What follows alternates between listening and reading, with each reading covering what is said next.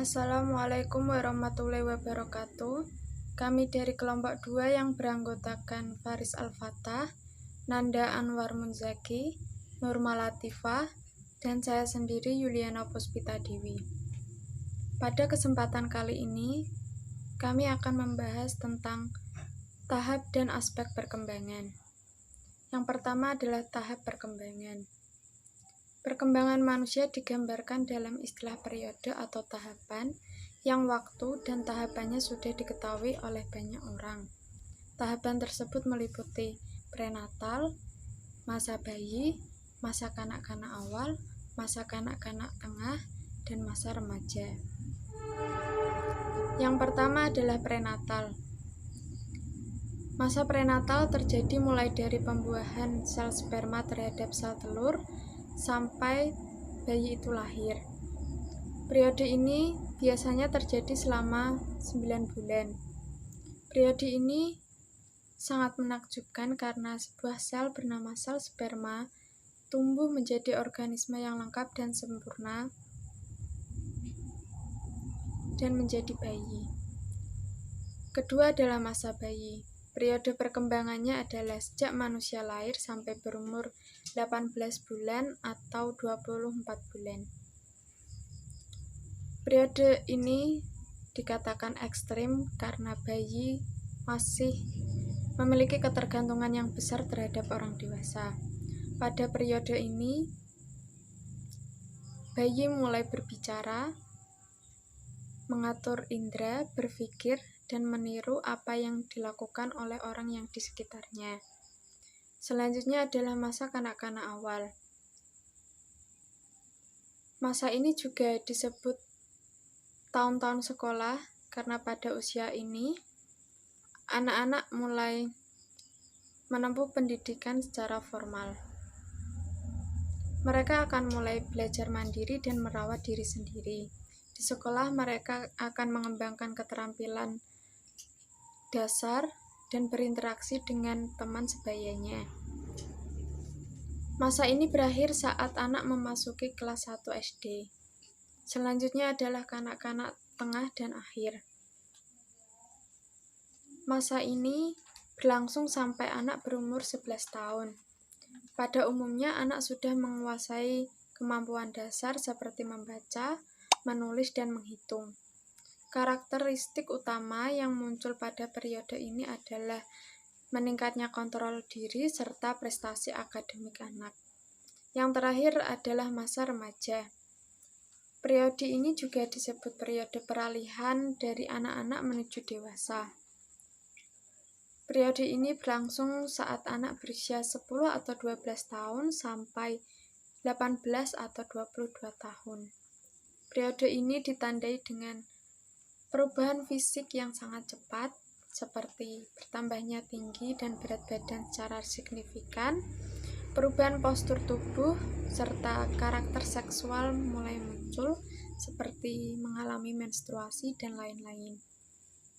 Ciri utama pada periode ini adalah anak akan mulai mencari identitas jati dirinya dan menginginkan kebebasan yang lebih, serta cara berpikirnya sudah abstrak, idealis, dan logis. Materi selanjutnya akan disampaikan oleh saudara Faris. Oke, saya akan melanjutkan presentasinya, yaitu 10 fase perkembangan menurut Elizabeth de Harlock dalam bukunya yang berjudul Development Psychology. Yang pertama yaitu masa sebelum lahir atau prenatal period, tadi sudah dijelaskan sama mbaknya. Kemudian masa baru lahir sebenarnya juga sudah dijelaskan. Jadi dari Elizabeth Harlock itu yang belum dijelaskan atau yang lebih komplitnya, kita mulai dari masa kanak-kanak awal atau early childhood. Yang penjelasannya adalah awal masa kanak-kanak berlangsung dari 2 sampai 6 tahun. Jadi dari 2 sampai 6 tahun itu adalah berlangsungnya fase kanak-kanak. Masa ini dikatakan usia berkelompok karena pada masa ini anak-anak mempelajari dasar-dasar perilaku sosial sebagai persiapan bagi kehidupan sosial yang lebih tinggi yang diperlukan untuk penyesuaian diri pada waktu masuk kelas 1 SD, 1 MI. Selanjutnya, nomor 5 ada masa kanak-kanak akhir atau later childhood. Akhir masa kanak-kanak atau masa anak sekolah ini berlangsung dari umur 6 tahun sampai umur 12 tahun. Selanjutnya, Konstam menamakan masa kanak-kanak akhir atau masa anak sekolah ini dengan masa intelektual. Di mana anak-anak telah siap untuk mendapatkan pendidikan di sekolah dan perkembangannya berpusat pada aspek intelek. Adapun Erikson menekankan masa ini sebagai masa timbulnya sense of accomplishment, di mana anak-anak pada masa ini merasa siap untuk menerima tuntutan yang dapat timbul dari orang lain dan melaksanakan atau menyelesaikan tuntutan itu. Kondisi inilah kiranya yang menjadikan anak-anak masa ini memasuki masa keserasian untuk bersekolah. Kemudian nomor 6, masa puber atau puberti. Masa puber merupakan periode yang tumpang tindih karena mencakup tahun-tahun akhir masa kanak-kanak dan tahun-tahun awal masa remaja, yaitu umur 11 atau 12 atau sampai umur 15 atau 16. Kriteria yang sering digunakan untuk menentukan permulaan masa puber adalah haid bagi perempuan, kemudian mimpi basah pada laki-laki. Adapun ada 4 perubahan tubuh yang utama pada masa puber, yaitu perubahan besarnya tubuh, perubahan proporsi tubuh, pertumbuhan ciri-ciri seks primer, dan perubahan pada ciri-ciri seks sekunder. Kemudian masa dewasa awal atau early adulthood. Pada masa dewasa adalah periode yang paling penting dalam masa kehidupan. Masa ini dibagi dalam 3 periode, yaitu masa dewasa awal dari umur 21 sampai 40, masa dewasa pertengahan dari umur 40 sampai 60, dan masa akhir atau usia lanjut dari umur 60 sampai mati. Pada masa awal adalah masa pencaharian, kemantapan, dan masa reproduktif, yaitu suatu masa yang penuh dengan masalah dan ketegangan emosional. Jadi benar, semakin dewasa semakin banyak semakin banyak masalah. Periode komitmen dan masa ketergantungan, perubahan nilai-nilai kreativitas dan penyesuaian diri pada pola hidup yang baru. Kemudian masa dewasa madya atau middle adulthood. Masa dewasa madya ini berlangsung dari umur 40 sampai umur 60 tahun.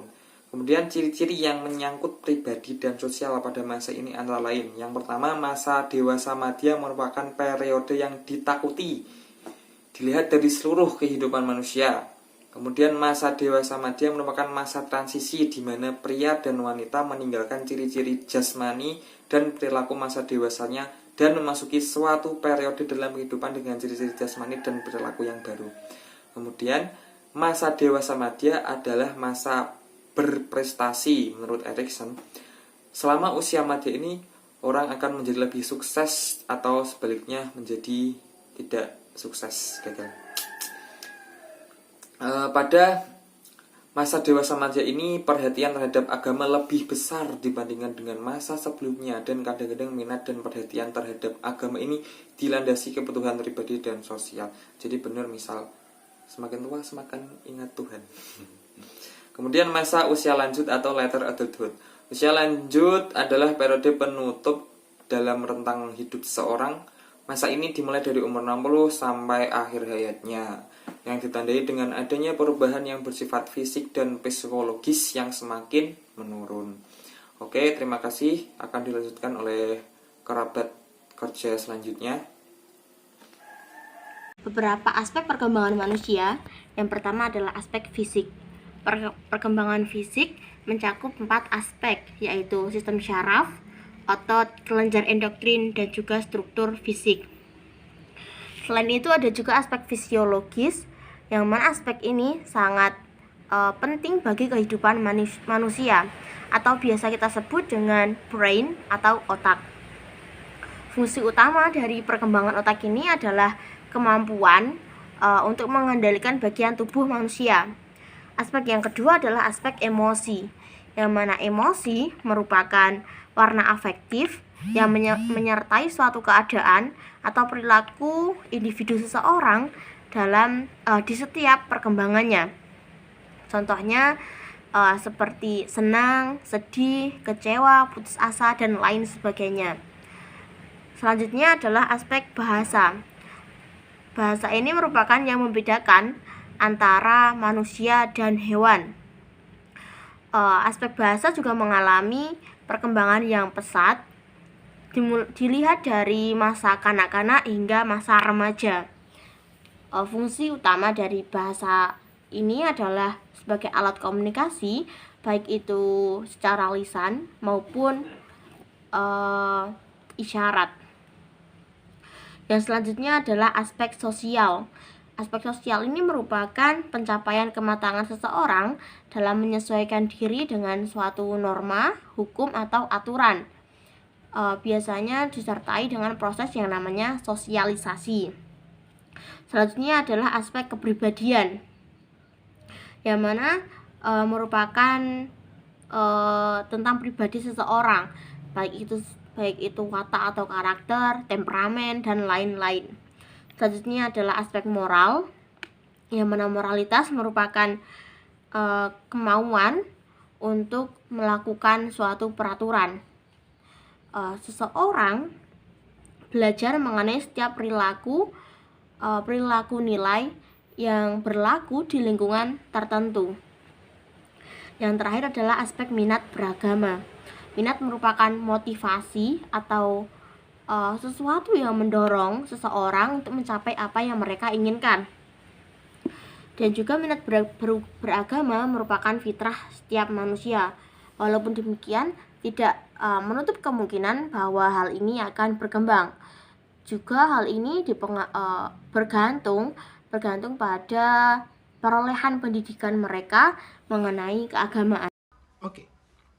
Pada pendidikan pra-Indonesia di prasekolah di Indonesia, program pengembangan menitik beratkan pada 6 aspek, yaitu aspek bahasa kognitif, sosial emosional, seni, serta nilai moral dan agama.